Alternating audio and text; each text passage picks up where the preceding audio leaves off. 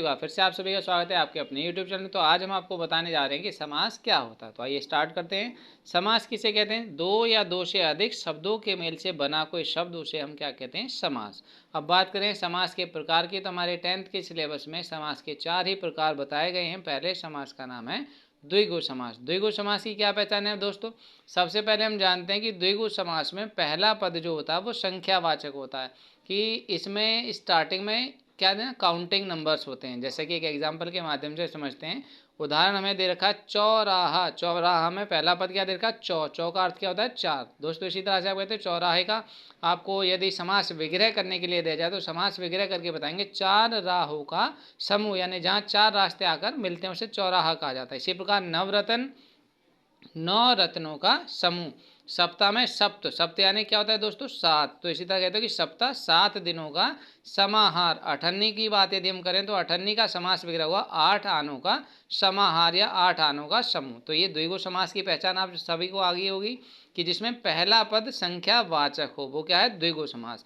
दूसरे समास की हम बात करें तो दूसरे समास का नाम है द्वंद्व समास। द्वंद्व समास नाम से ही पता चला, द्वंद्व यानी परस्पर क्या है? युद्ध की स्थिति है। दोनों शब्द जो है, दोनों ही शब्द प्रधान होते हैं, दोनों एक दूसरे के द्वंद्व पूर्वक कार्य करते हैं। जैसे स्पर्धा में होता है, कॉम्पिटेटिव होते हैं, जैसे एक का दूसरा अपोजिशन दिखाता है। ठीक है फ्रेंड्स। तो इसी प्रकार द्वंद्व का मतलब क्या होगा? दो विरोधी शब्द होंगे जो दोनों समान अर्थ को प्रकट करने वाले होंगे, दोनों एक दूसरे के अपोजिट भी रह सकते हैं। तो इसका एग्जाम्पल जैसे हम समझते हैं कि माँ बाप, माँ और बाप। ठीक है। इसी तरह से देश विदेश, देश और विदेश। तो जब भी समास विग्रह यदि आपको करने के लिए इसमें कहा जाए तो माँ डैश बाप का मतलब है माँ और बाप। तो इसकी पहचान आप इजीली कर देंगे। इसमें बीच में डैश का निशान होगा, ये डैश का निशान और का अर्थ प्रकट करेगा। तो जब आपको समास विग्रह करने कहा जाए तो इसमें आप यही करेंगे, माँ बाप, इट मीन्स माँ और बाप। बात करते हैं आगे तीसरे समास की। इसका नाम है कर्मधारय। तो कर्मधारय समास को कैसे पहचानेंगे दोस्तों? इसमें पहला पद तो विशेषण होता है और दूसरा विशेष्य, अर्थात इसकी विशेषता को प्रकट करता है। तो इसका एग्जाम्पल ले लेते हैं, जैसे नील कमल। देखो इसमें पहला पद क्या है? विशेषण है कि नील, कि कमल कैसा है? नीला। ठीक है। और दूसरा विशेषण की विशेषता बताई गई है इसमें। तो नील कमल यानी कमल की क्या विशेषता है? कि कमल कैसा है? नीला। तो पहला पद विशेषण है और दूसरा क्या है? विशेष है, जिसकी विशेषता बताई जा रही है। इसी तरह दूसरा एग्जाम्पल देख सकते हैं, नील गगन यानी नीला है जो गगन। चरण कमल, कमल के समान चरण। अब अंतिम और लास्ट यदि हम समास की बात करें तो इसका नाम है बहुब्रीहि समास।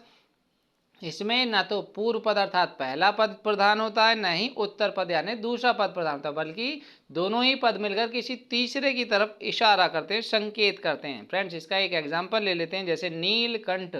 नीलकंठ किसको कहा जाता है? नीला है कंठ जिसका, अर्थात इसमें बात की जा रही महादेव अर्थात शिव जी की। इसी प्रकार दूसरा एग्जाम्पल देख सकते हैं, गजानन, गज के समान मुख वाला, अर्थात कौन? गणेश भगवान।